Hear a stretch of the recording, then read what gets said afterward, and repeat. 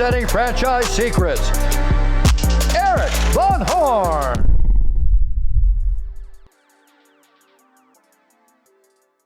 In this episode of Franchise Secrets, I have Luke Andrus on, and he is an Anytime Fitness franchisee, part of a larger group. They have about 30 locations. 10 new ones will be in their portfolio by June of this year in 2023. We did a lot of talking about buying other franchisees out and the multiples. We got right into the multiples that they buy out. We also talked about, when you think about a multiple, 3X, 5X, 4X, it's the X. Not everybody's X is the same. It has to do with owner's involvement, location, is competition moving in? Is it too big in a smaller area? So we got into a lot of that. Also just educating sellers. There are a lot of sellers out there, just meaning owners, they don't really have a plan to sell. You need to have a plan to sell. You need to know what you're building. So we talked a lot about that. He actually at one point paid someone more than what they were thinking they were going to get for it, $50,000 more. And so while still dealing with a lot of franchisees that are wanting to get a lot more, he is doing the right thing, buying them at the right price that he believes is fair.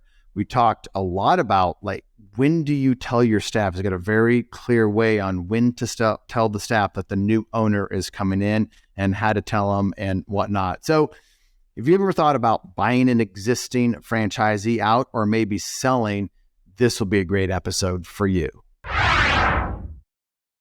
All right, Luke, man, I've been looking forward to having you on. I know you're doing some pretty cool things. I'm really excited about this conversation. So thanks for hopping on. Yeah, thanks for having me. It's great. You're part of a brand. We were just talking about this. You're like, hey man, I've got a tattoo. Like, our brand has more tattoos than any other franchise organization out there, just second to Harley. So like, what's that all about? Well, with Anytime Fitness, that's our brand. And as you can imagine, a lot of people have their lives changed. It's really passionate. People are passionate about fitness. I'm not the only fitness person you've talked to. And everyone's got their story of why they do it, but we've had member success stories, and these members will come in and they'll lose 100 pounds, over 100 pounds, and they want to brand themselves with something that means a lot to them. And so the founders of Anytime Fitness, Chuck and Dave, who are still CEO and president of the brand, now it's Self-Esteem Brands, they have said they will gladly pay for anyone's tattoo. Anyone in the world that gets an Anytime Fitness tattoo can submit a reimbursement form and literally get it paid for by corporate. And we do the same thing for our members. What corporate won't pay, we'll cover for them, as long as it's Anytime Fitness minded. And I started as a personal trainer in 2009 with this brand. One of my good buddies opened it. He opened one, and I said, hey, I'm done being a videographer, so I'll come and do this while I get through college. I became a trainer, and then in 2014, a couple of years later, I won a national award, a Personal Trainer of the Year award. And so I said, well, look, I feel like I have a good enough story to brand myself, and I got an Anytime Fitness running man on my wrist to celebrate. I love it, man. So how many, let's talk about where you are right now. So give us a sense of how big is the organization, and then let's go back to the beginning and of how you really got into it. And then I know you're doing some really good things with acquisition and kind of where we are in this current environment of the economy and whatnot, and some strategies there. But give us, the audience, a sense of how big your organization is, how long you've been building it, and then let's go back to the beginning. Yeah, sure. So we are Blue Star Investments.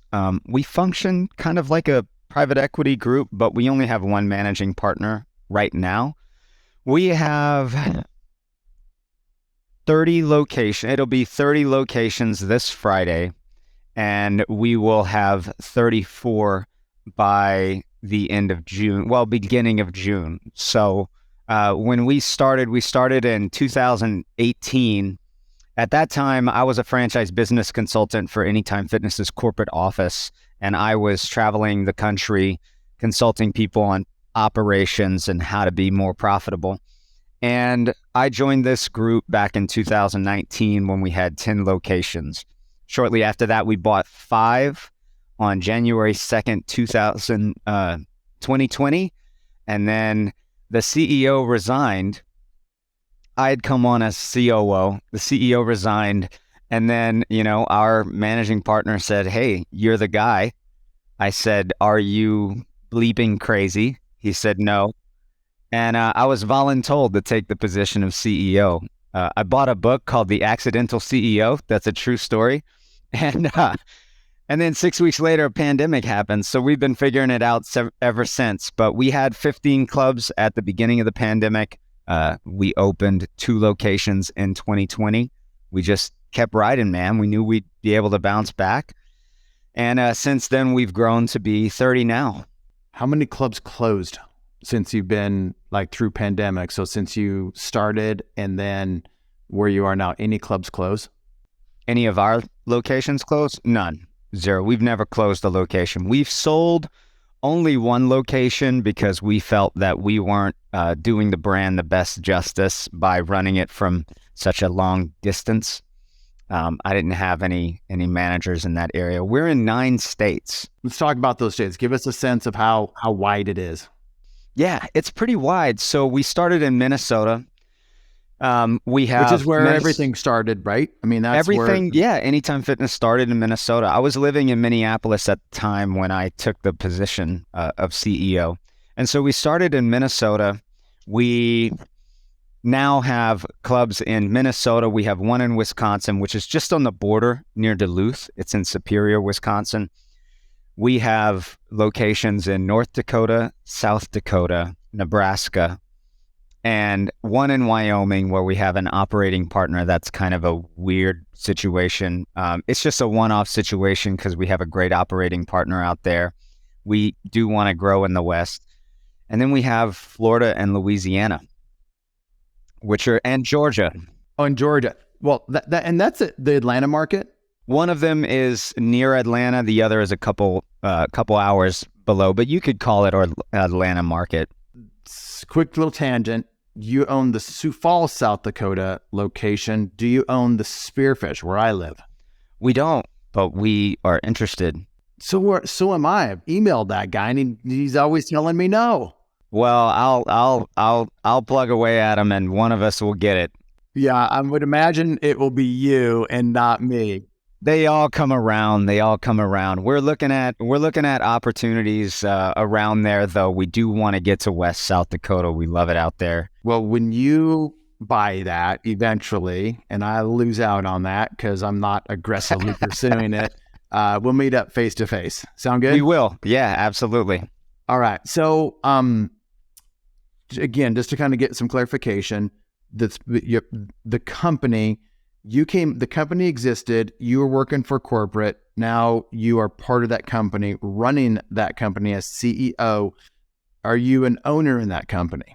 Yes, I am a partner as well. Did you buy into that? Did you earn into it? How did that work? I earned into it. It's in the form of an option. So it's really, I'm not getting paid dividends. I'm just building the empire. And once we position ourselves and run a process, I'll get my cut. So give us, help other large franchisees understand how to recruit talent like you, and why was that attractive to you? Because there's a lot of large franchisees out there and they want to have somebody like you come in and have equity in whatever way that looks like. It might be phantom equity, it might be options, it could be a number of different things, but you're going to be able to participate in growth and participate in upside in a possible sale or whatever it is. So from your perspective, why was it attractive to you? What advice would you give to franchisees wanting to attract talent like yourself? That's a great question, Eric. I would say I actually came on without the option. That was freely given to me, and it's because I think my managing partner knew, all right, look, if we want to keep this guy, once I became the CEO, he said, look, you got to have equity in this. I need to know you're in it for the long haul.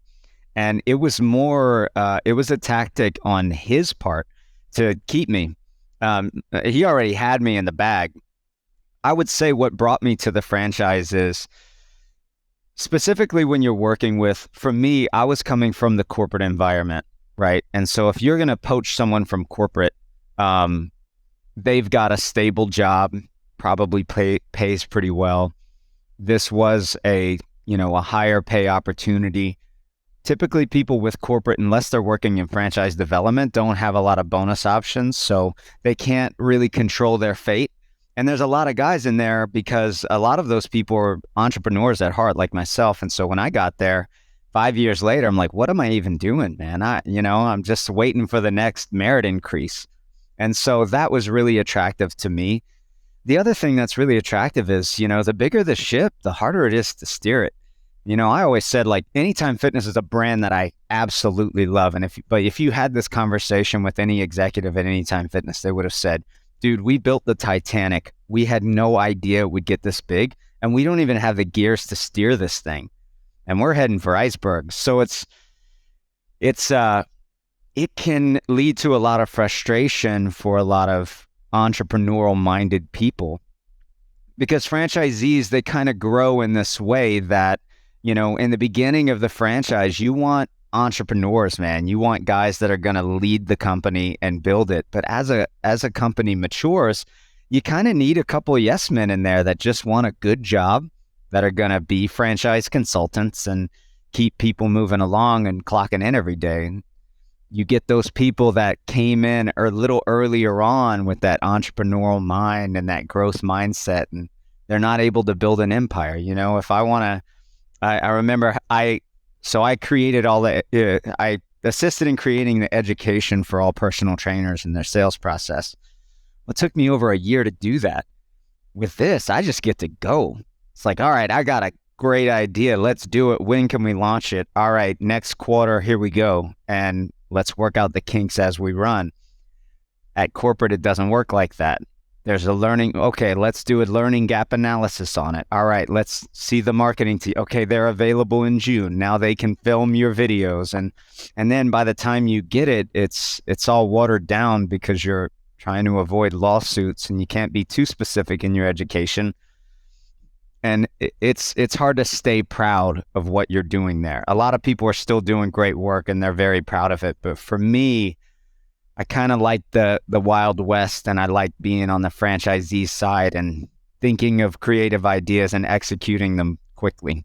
So I think that's smart of the founder of the company that you're with to not offer equity right away. We've looked at doing that at different groups that I've been a part of, and we have not offered equity right away because we wanted to see how they would perform. And they didn't have, as you elevated up in that company, that was offered. It was offered to keep you. And I've made the mistake of not offering it before, and I made the mistake of offering it too quickly in the past as well. So that was probably a wise thing for that group, now part of that company that you're a part of. What do you think about the biggest value that they saw in bringing you in with corporate background, and was it true? Like, is it the connections? Is it the knowledge? Is it everything that you've been trained on? Or is it just that you're hungry and you want more? Like, what was the value that they saw in you? I'd like to say it's because I was super capable and, blew them away in my interview, but I didn't actually have an interview process. No, you had a long interview process, didn't you? No, they just came to my house. I knew them. Yeah, you're right. It was the relationships that I had built. As a franchise business consultant, I was overseeing. I have relationships with so many franchisees, and Anytime Fitness has 2,800 locations domestically. There's over 1,000 franchisees. So, I think what attracted them to me initially was we got a guy who's willing to leave corporate, who is presenting at new franchisee training on a regular basis and knows these owners. I was speaking at Anytime's conferences. I was traveling all over the country. So it was the relationships that they saw. And I think that's what they wanted. And it paid off, And but the other plus side was I did work in operations. So I knew how to scale a business and, operate on a larger scale and not get bogged down in the not letting great be the enemy of good. And that's an element of the corporate life too. Yeah, 100%. So you guys are in kind of growth mode, I would say. I think, you told me you have 10 clubs. You'll have 10 new acquisitions by June of 2023. And that's a lot. Some groups that I talk to, like yours, are buying distressed assets, and others are doing the opposite. They're buying very healthy assets with maybe some room to grow, or, there's all kinds of different strategies out there. What's your strategy? How are you guys acquiring? Healthy assets. We're not built yet to be the turnaround specialists. I love those guys because when I see a club that, is, needs too much work, I send it to my friends and they buy it, they flip it, and then I'd gladly buy it at a great multiple when they get it where it needs to be. But we're looking for immediate cash flow, especially in the beginning of the business, because while we're using debt to grow, we also want to use cash flow to grow. And, I'd rather spend the money on these businesses that are doing over 100K a year in EBITDA and get that immediate cash flow than spend everything I have and then take the gamble on whether those clubs are going to turn around or not. Because no matter how good you are, it's still a gamble. Maybe the location's terrible. I'd rather have a great product in a bad product in a great location than a great product in a bad location. And so it's just not what we're doing. We're really good at taking clubs that are already doing well and just adding some operations, getting the KPIs in front of those people and turning them from 10 to 11. What kind of KPIs do you monitor on a daily, weekly, monthly basis? What does that look like from where you sit? Well, in the gym industry, this probably doesn't change much from any other industry. Is we're looking at leads to appointments booked, right? If you're not attacking your leads and getting the appointments booked, you're going to miss out. So we're looking at that. We're looking at show percentage and we're looking at closing percentage.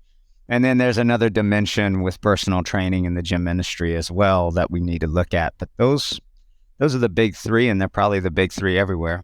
Yeah, that's a big. What about, I just had a conversation, actually, I was telling you about it before. He's with Crunch Fitness, and one of the things that he monitors is reviews, Google, Yelp, whatever those reviews are. How important are reviews to you? I know they're important, but how important are they compared to other things? And how do you monitor that and kind of just keep track of that? And what did those reviews tell you? Yeah, so the reviews tell us a lot because we're not present in every state. We operate with a really wide span from Wyoming to Florida. So the reviews they're gonna give us the red flags that we need to look for, but the reviews aren't coming with any really actionable items that we can immediately turn into profit. So yes, we're looking at our OSAT scores, and that's important to us as a company, but it hasn't been our number one focus because the truth is lead, show, close is the number one thing that's going to bring in the money. It's like attrition. A lot of people will focus on attrition. Well, how do you fix attrition? Well, you can, make sure your cancellations aren't as bad, right? Make sure you're not losing as many customers. Well, how do you do that? Well, you need great culture. How do you do that? Do some member events. But all of those things are secondary to actually just pinning the problem, which is members in, members out. So what can I do? I can reward people for net memberships, and then they're going to focus. That's a keystone item that's going to fix everything else. How do you reward them? We have bonuses around those net. We have bonuses based on. Give us the secret sauce, man. Give us the secrets on those bonuses. Anything that you could share. I don't know if it's the secret sauce because, we're still learning. I'm 3 years in and I'm like, when did I get this job? Gosh, I suck at this. No, but that's interesting, because like in the Facebook group, Franchise Secret Facebook group, and even the mastermind, people are they're always wondering how to bonus. And I've been a part of different brands, and this is always kind of a hot topic. So I think anytime you have a great franchisee that has the ways that they bonus and it's an important thing, like, it's an important thing for you guys. So I'm sure you put a lot of thought and time into it. So anything that you could share out that, in terms of bonuses and why it's important that you could share with the audience. Well, yeah, the most important thing is your budget. Are you hitting budget? Yes or no? Are you projecting to have 2 million in EBITDA this year? How do you get there? And, you need all employees thinking about the revenue and expenses. And at the end of the day, you have to teach them how to problem solve for the things that they're lacking. So for our managers on a manager level, they're not really going to be the ones that manage the expenses as much as they can control the revenue. So they know what their revenue is budgeted for each month. They hit the budget, they get the bonus. And the way what I talked about with net members is the budget is based off of net members. We know if we get X amount of net members, this is the revenue we're going to hit. That's what you get bonused off of. And then at a regional level, at a higher level, they do manage the expenses. They know how often they can go there. They know how often they can take those people out to lunch or not take them out to lunch. And if things are really tight and you're not hitting the net member goals, maybe I shouldn't buy you guys a beer tonight. Maybe you should pay for your alcohol, right? And so we want them to be budget minded and constantly think about the EBITDA. I think that does set us apart from a lot of franchisees. I don't know many franchisees that are as transparent with their team members, even down to the manager level, with their profit and loss statement. Tell me more. Yeah, so we show them how to read it. Hey, here's your profit, here's your P&L from last month. So the managers or who? The managers. I've even had personal trainers that, we had one personal trainer who said, I don't think you pay me fairly. Oh, really? Okay, cool. Because your training department made $3,500 last month and you made $38,000. So maybe we should go over some P&Ls and I'll show you the real story here. And then he looks at it and he's like, dude, I can't ask you for a raise. Where are you going to take the money? So yeah. And this particular guy, he was kind of harsh with words, he says, and I don't manage like this with everyone, but I remember one was really harsh with words and he's like, you're just sucking up all the money and you're treating me unfairly. Okay, cool. Check it out. You got paid $4,000 last month and your program brought in $3,200. Here it is right there on the P&L. That $800, that came from memberships. Your manager, you're their charity work. He didn't like that. And I was like, I'm never going to say that again. Well, that was really harsh. But the truth is, like, he needed to see that. And, at the end of the day, he said, I get it. And I also, he left because he felt like he was in debt to us because he was like, I can't take a pay cut, but I also know that I'm not running this program the way it needs to be run. So I'm out. And since then we've gotten a better employee in there and we've been able to make that club profitable again. But it's important to show that transparency and show them the P&Ls. I love that transparency. You said something earlier about dealing with employees and team members and helping them problem solve or giving them the opportunity to problem solve. Dive a little bit deeper into that. How do you teach them to problem solve? And has anything kind of changed over the years with that? Well, this is again, the P&L it's so much more than just showing them, hey, here's how much we made. The truth is they know you're supposed to make money. Like, what's a business for if it's not supposed to get profits? And they're not going to get raises and they're not going to get more locations around where they are unless they're not going to grow in their career unless we have profit. Why would we buy more locations of a business that's breaking even? So we want to show them that, hey, look, we're aiming for 32% EBITDA right here. Your club's at 28. We got to increase the profits. They can understand that. They're not just looking at it and saying, I'm making all of this money for you. Some of them are, but for the most part, I think, as long as we can educate properly, they can understand. And then we look at the P&L and we say, all right, well, look, here's where we went wrong. You were $1,000 under budget last month. Okay. your personal trainer didn't renew as much personal training contracts, and he lost 800 in that, and then you lost several members. Here's the deal, $1,000, we could do better than that. We didn't need to be negative. So when you find that your leads are going really slow, you need to be working your referrals, because you know if you live by the door, you die by the door. So next time we're going to see this ahead of time, I want you to target referrals and target down payments, collecting the full enrollment fee or making sure you collect the first month instead of waiving it, because that could have been the difference of that $1,000, and that could have gotten your bonus. And so it's hey, I'm losing some recurring revenue, so let me target some down payments. What can I do to improve that? Let's shift gears back into growing the empire.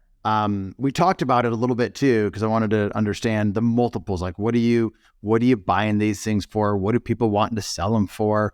And some people just like see multiples as just like it's concrete. It's always 3x or 4x, but there's different ways to look at that. So love what you were telling me earlier. So let's unpack, like, how do you look at multiples when you're purchasing? Yeah, man.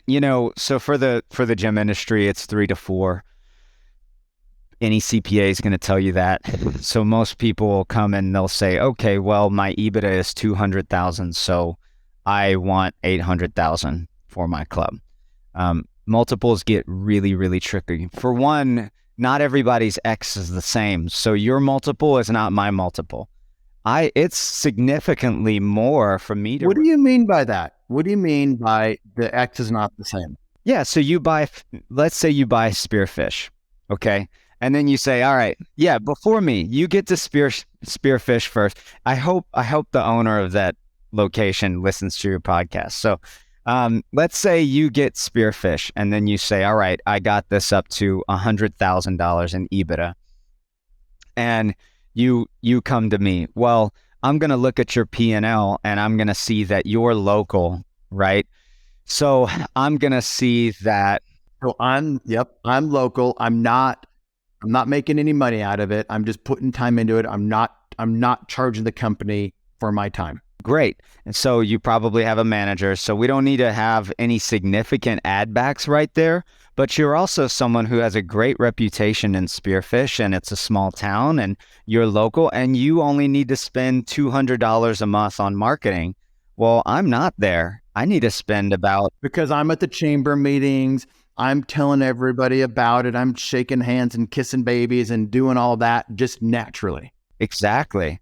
That's a scary situation for me, because I'm looking at this and I'm thinking, okay, how far is spearfish from Sioux Falls? 6 hours? Yeah, long ways. Lots of cornfields. Yeah, so I'm looking at that, and I need to associate some sort of a management fee, because I got a regional that has to take a trip there twice a month. So my regional is going there twice a month, and that's too far to drive there and drive back from Sioux Falls. So, I need a hotel at least twice a month. So that's a hotel room. That's the gas that I have to give to that manager. That's the resources that manager has to allocate for 4 days of working there at a minimum per month. And because I'm not local and I'm not, at the chamber meetings, I need a better social media presence. So I'm probably going to invest more like 800. So, if I'm investing 600 more in marketing, that's an extra 7,000 there. And I'm probably going to invest about 600 a month in, the management fee to get my regional out there.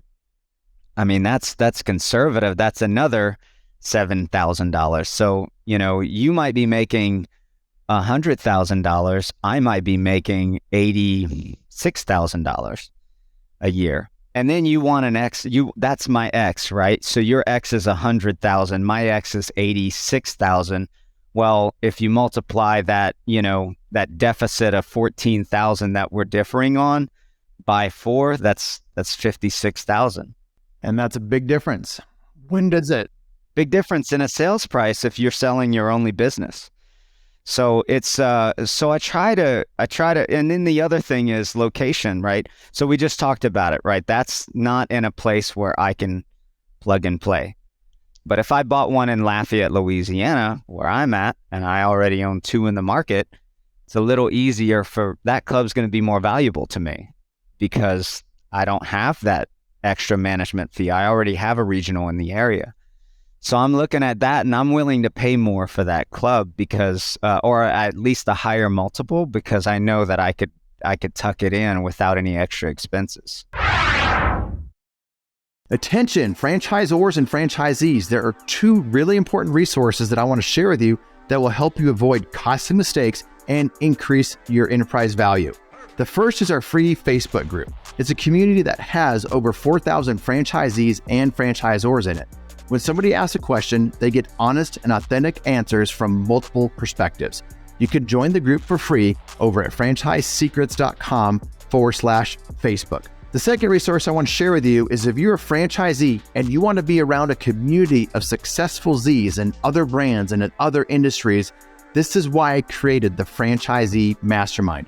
If you want access to the best single and multi-unit owners to know what they're doing, or if you want to be around other multi-brand owners, then you'll want to check out my Franchisee Mastermind. The reason why people join is they want access to my Rolodex, my connections, to each other. They want a shortcut success, both short-term and long-term. Links will be in the show notes or at scalablefranchise.com. So this is interesting. So franchisees out there, you're looking at going into different markets. There's advantages of going into markets that are small markets, like one-off markets. There are advantages of going into markets like Denver or Austin or places like that where there's a larger footprint. And if you go into a market like Denver and there's private equity or large franchisees that are buying out other ones, they're going to pay more for that one, most likely than they would for the one-off because of the infrastructure is different in both markets. Yeah. The other thing is, do you own several locations or do you own one? So if you have 4 locations, each making $100,000 a piece, and you and we talked about this earlier. It's like I had a situation where a guy was making let's say $400,000 a year in EBITDA. Man, that's awesome. Out of one location or multiple locations? Out of one location. One location. That's a fantastic club. We have some that are doing that, and we're really proud of them. Those are our highest performers. So that guy comes and he says, I want a 5X on this. Well, I mean, a 5X is, that's a $2 million location. If I'm looking at 4 clubs, though, and each club is doing 100,000, I'm actually more attracted to 4 clubs doing 100,000 than I am of one club doing 400,000. Because if a Planet or a Crunch Fitness move into that market, it's toast. You're going to lose at least half of that. And I'm being generous. But if a Planet Fitness moves into one of those 4 markets, I'm only losing 100,000. I'm not losing the other 3. It's a lot less likely for a Planet to go into 4 markets than it is for them to go into 1.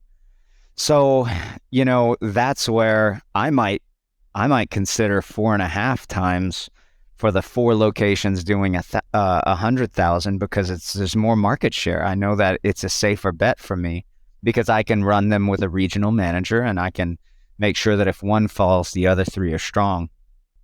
Let's talk about negotiating with owners that are just focused on their multiple, what they want. So, most of the time, most owners have a sales price that's way too high. They might be focused on a number, a multiple, or whatever it is that they're really focused on. Most of the time, you have to beat them down because that's not very accurate. You need to get educated on what these things are actually selling for. Does it ever work out in the other way where an owner's just really, really spot on with what they want and makes a deal really easy, or maybe they don't even know how valuable it is worth?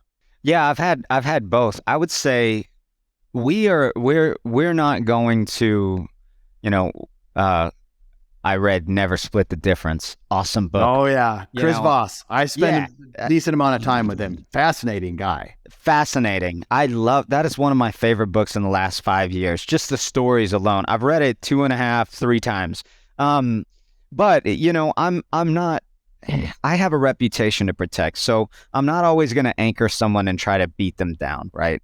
I'm never even using that term internally to my partners because we don't want to have that mindset.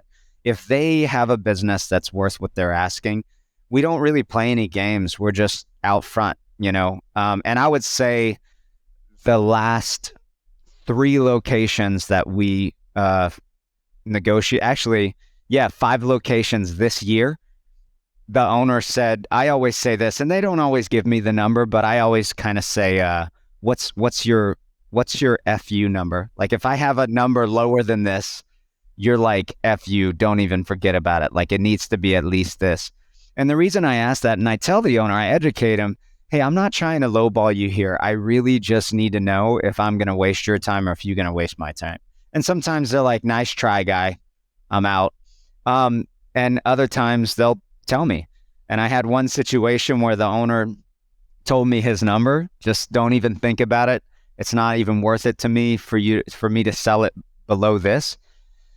And when I looked at the numbers and I looked at the club and I saw, man, this is a gorgeous club. This club's going to do really great. It's a great location. He's just not maximizing it. We offered him $50,000 over what that number was. We didn't just choose the number because we anchored him there. We offered what it was worth. And in the last, 5 clubs we've bought, it's actually been the number that they've been really educated. The owners wanted a number and I said, okay, you know what? We can do it. How about that? And so I think when you do get to that situation where they want way more, and that could mean anything, right? It could mean they're greedy. It could also just mean that they took out a second mortgage on their house and, they have a balance sheet to satisfy. And that's where you just have to say, look, I'm going to come in way lower than you want because this is what it's worth to us. And you can take that or leave it. Either way, if you don't take it, I'd love to have a conversation with you and help you out. Because we're in this for the long haul. I want these relationships to last for years. And I want them to tell their friends, Luke didn't lowball me and take advantage of me when I was vulnerable.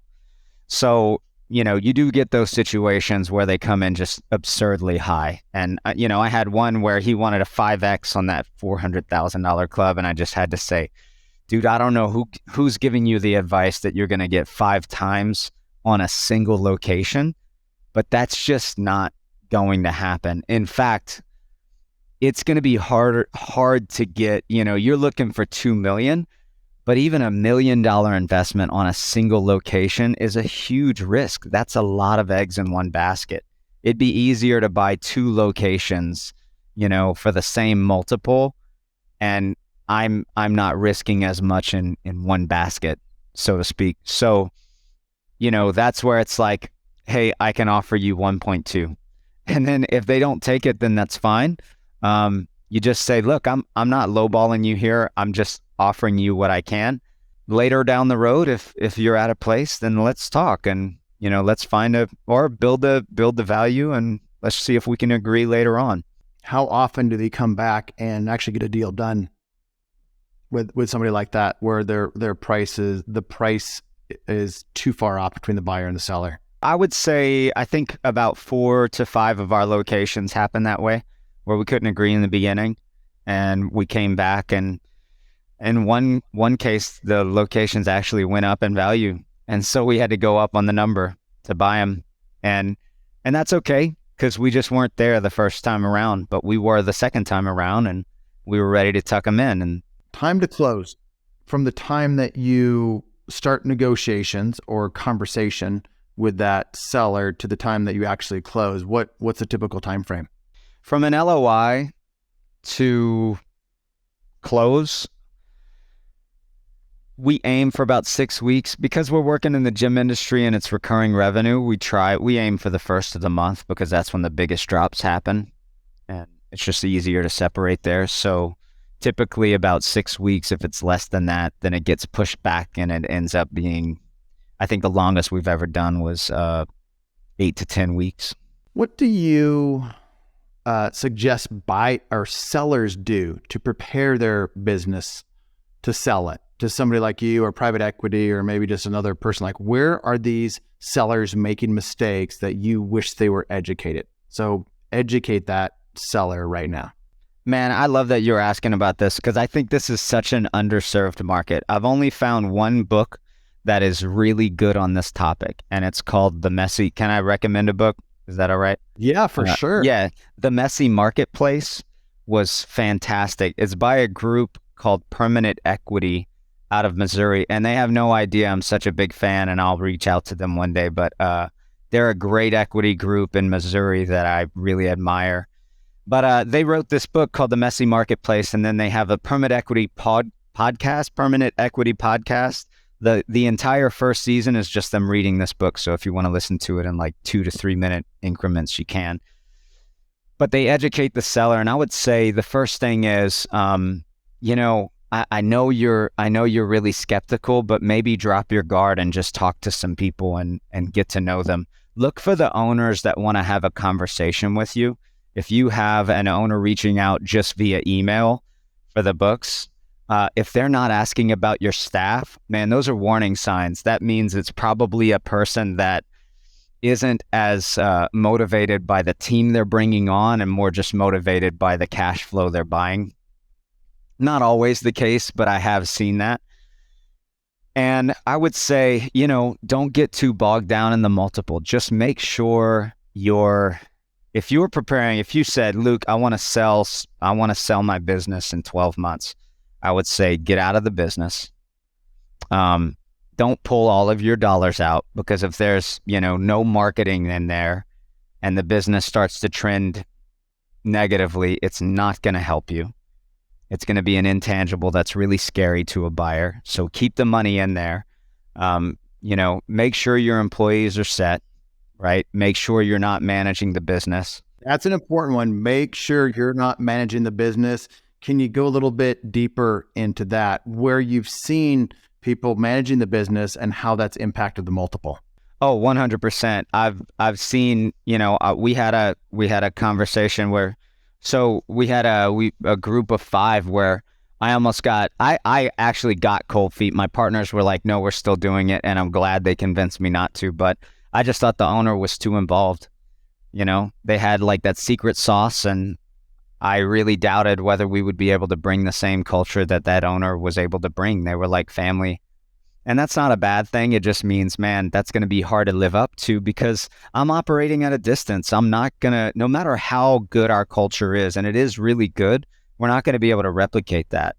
We're going to be able to compensate by opportunities. You're going to be a district manager with us, and, you'll have opportunities to grow financially with us, and we probably offer better benefits. But, when an owner is there daily, even several times a week, that's a warning sign to me, because I know that person's going to be very, very high touch. And chances are, if an owner's there that often, they're not delegating everything they need to. So there's going to be a sense of shell shock with those employees when I need them to have the autonomy and the problem solving skills to manage the business, right? Are they people that can only do what they're told? Or only do anything if they're told, right? So I would say get out of the business, let someone else operate. Don't pull all your funds away. Keep good marketing, fair marketing expenses in there. Whatever you're doing under the table to evade the tax man, get it on the books. I'm not paying a multiple based on the cash handshake you have with your neighbors. So I don't want to see a lot of cash. I'm just going to disregard it. Man, I can't even tell you how often I come across that, and then just be clear on the ad backs whenever you do send the P&L, like get ahead of it. Hey, I'm running my vehicle through this business. That's going to be this. And, don't get too unreasonable with the ad backs. That's great advice. All right. Go back to price and negotiation. Was there difference between the terms or the multiple or the actual sales price? Because a lot of people, the terms, they can give the seller the sales price if the terms are favorable to the buyer. Meaning like asset purchase versus goodwill? Correct. Dive into asset purchase goodwill, the differences, the advantages to the buyer and the advantages to the seller, and then maybe owner financing, carrying the papers or things like that. So start with the goodwill versus asset. Yeah, well, simply put, the higher the asset purchase is, if it's 75% asset, 25% goodwill, you're going to have a much better tax position when you're selling. The seller will have a much better tax position when selling. And, vice versa. If it's low asset purchase, if it's 0 or 10% and then 90% goodwill, then the seller will have a worse position in regarding taxes. I've had people that, have seen some buyers negotiate, hey, I'll give you a higher asset purchase if we can keep the price, right? I don't want to pay you more, but I'll give you 50% asset purchase. Man, we're too big for that. And we got to do it all by the book. So I'm kind of a square when it comes to that stuff. We are going to actually get down to what the assets are. We need a list, and we're going to give a fair, asset purchase versus goodwill. So what does that typically look like? How much is typically goodwill in a business, a range? In my industry, because equipment value depreciates really quickly, it's usually around 20 to 25% assets, 75 to 80% goodwill. All right. Let's talk about something else. Well, hey, can I say, so you mentioned terms though, this would be on topic. What I would tell sellers also is don't be so hell bent on getting all of your cash at close. You are going to have you're going to have better opportunities if you're open to a seller note and seller financing, especially if you're doing with a big company that's, they're not going to fail. Like, it would take me 30 clubs would have to go out of business for me to fail. But I'm going to get way more wiggle room on the price if I can have a better position for less cash at close and, more on a seller note. So if if we're talking about your businesses and you want to sell for 1.2 and I come to you and I say, I can do 1 million, that's it. And you say, no, I'll do 1.2. What I might say is, hypothetically, I might say, okay, I can give you 1.1 if you can accept 800 cash at close and then 300,000 on a seller note with a 5% interest, and I'll pay you 150 at the end of the first year and 150 at the end of the second year. I'm going to be able to make that 1.1 million happen. So you'll get an extra $100,000 in the long run, actually more than that, because you're going to get interest accrued on your $300,000 seller note. But it's less of a risk for me because I get to use less of my cash, only 800 instead of 1.1. I can take that 300 and put it towards another business, and then I can let your business pay off itself in the next 2 years. So I'm much more willing to go up on price if you're willing to go down on the amount of cash you need at close. How many of the sellers have an amazing attorney? I mean, some of them have good attorneys. I don't know. Why? Where are you going? Most of the time, the sellers don't have amazing attorneys. Some buyers don't have amazing attorneys on both sides. They just don't have great attorneys. And I'm a big fan of just getting some of the best attorneys to do the specific thing that I'm looking to do.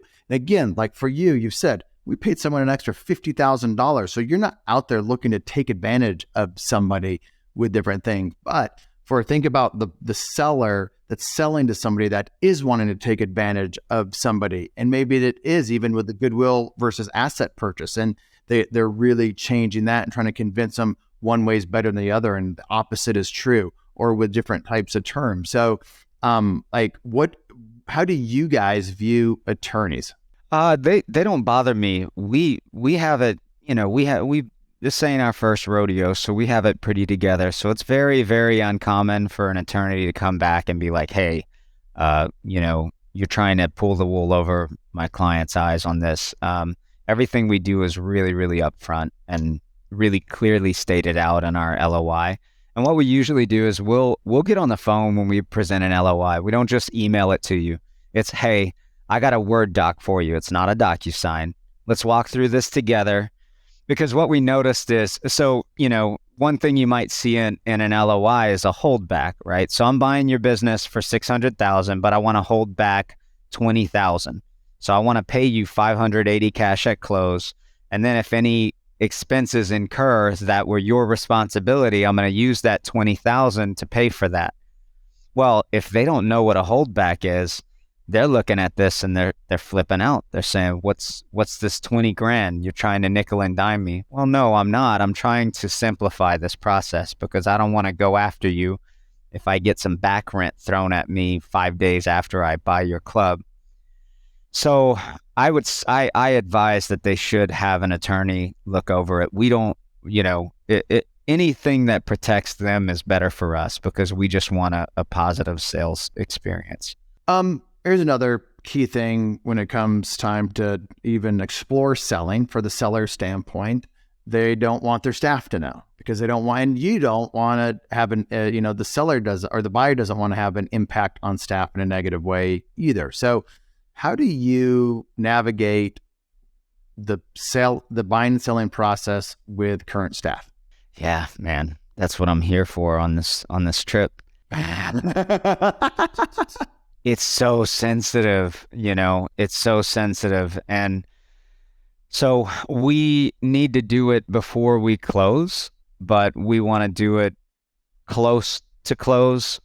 So I usually try to make staff announcements at least 3 to 5 working days before we transact. And I want a key player. Oftentimes it's still me. I don't know if I can keep that up at the rate we're buying, but I 100% of the time have met the staff before.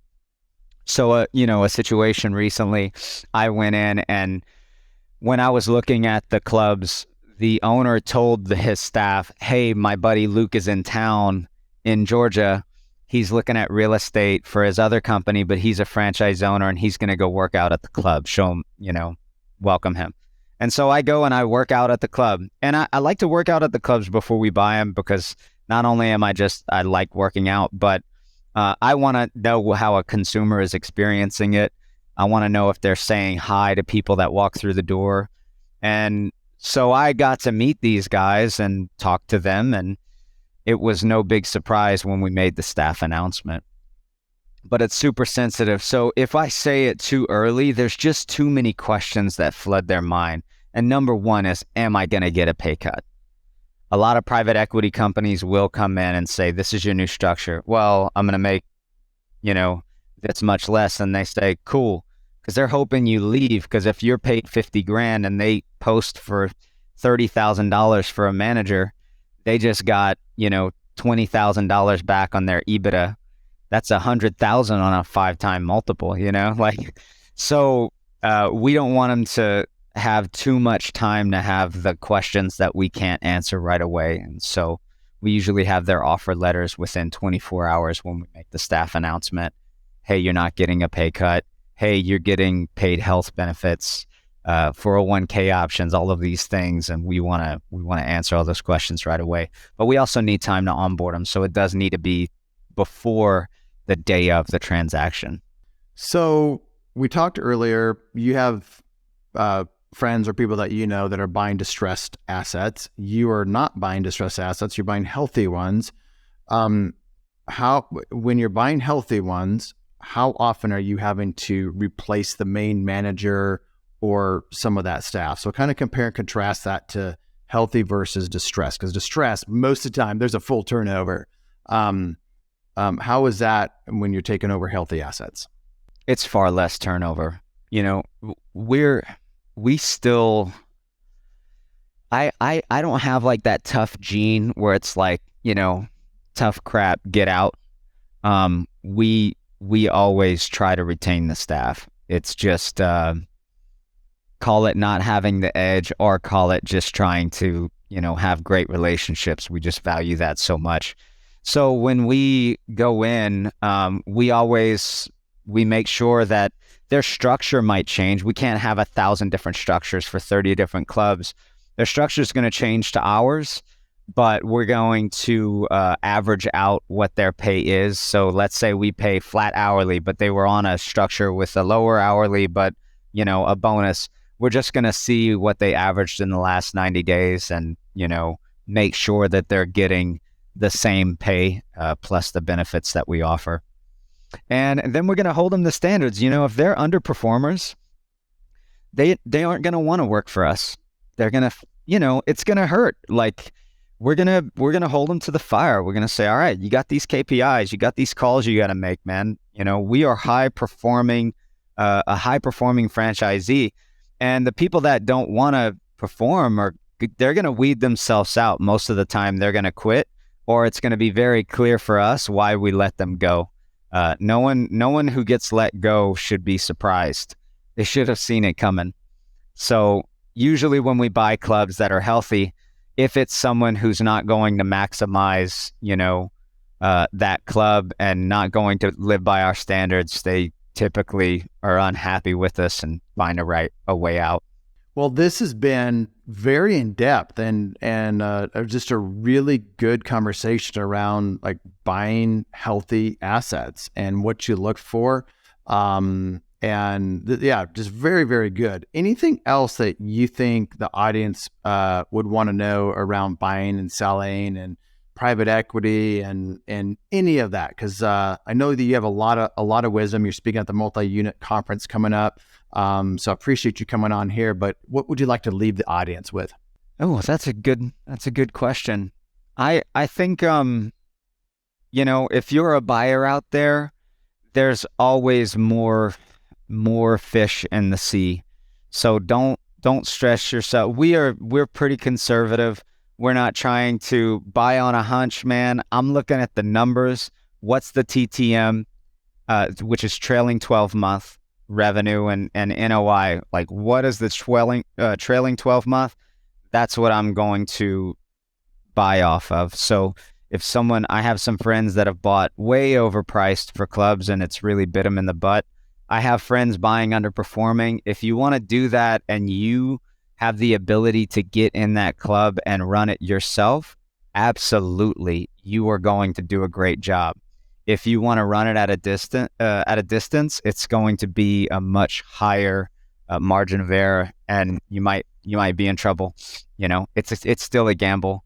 So I would say to buyers, just make sure you're buying for the right price and make sure that you're buying what you can. Obviously, you need the revenue of the club to at least cover the debt payments that you're purchasing it for, which you'd be surprised how many people will overpay for a club and then they're immediately negative because of their debt payments. And if you're a seller, talk to other people who have sold businesses. Call me, like I'm fine. I love talking about this stuff, as you can tell. And, shoot me an email and I'll say, hey, if you got a buyer that's looking at you, these are some things you need to keep in mind. And find someone that can help walk you through it. Well, this has been a good conversation. I appreciate you coming on, Luke, and look forward to meeting you at the multi-unit conference out there in Vegas. And again, I think you just had some great wisdom on both perspectives, on the buyer side and the seller side. Just very good nuggets for everyone. So thanks again. Yeah, thanks for having me, Erik. Appreciate it. We'll see you soon. Thanks for listening to the Franchise Secrets podcast. Links to everything can be found over at franchisesecrets.com. And if you want my help with anything from starting your own franchise to growing your current franchise business, please visit scalablefranchise.com.